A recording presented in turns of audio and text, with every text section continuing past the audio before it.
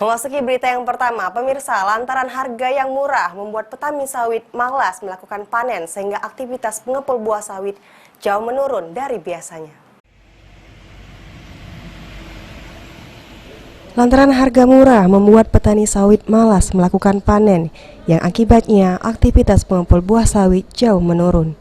Salah satunya harga sawit di Desa Sungai Rangit, Kecamatan Talang Kelapa, Banyuasin, hanya sebesar Rp920 per kilo, dan membuat petani sawit malas melakukan aktivitas panen karena besarnya biaya upah dibandingkan harga sawit.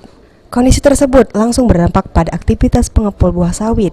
Jika biasanya banyak mendapatkan buah sawit dari petani, kini hanya segelintir petani yang mau melakukan panen. Robert, pengepul buah sawit di Desa Sungai Rangit, mengeluhkan harga sawit yang rendah membuat petani ogah melakukan panen. Oleh karena itu, dirinya berharap harga sawit kembali normal sesuai ketetapan pemerintah sebesar Rp3.000 per kilogram. Tidak sesuai. Jadi ini tidak mana nung kebun ini. Kita biasa ngangkut berapa rata-rata? Biasanya kalau normal harga?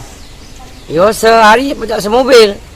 Berapa tuh, Pak? Banyak. 10 ton, 8 ton, tidak tentu. Kalau sekarang? Kalau sekarang 7 mikul. Sehari cuman. Kalau nyari mobil itu Sulit. Paling tidak 5-6 harian mobil. Muara rusak restan. Petani males, Pak, panen, Pak. Males, harganya tidak sesuai. Jadi yo minta kan ke depannya harganya bagus. Sulaiman, PAL TV.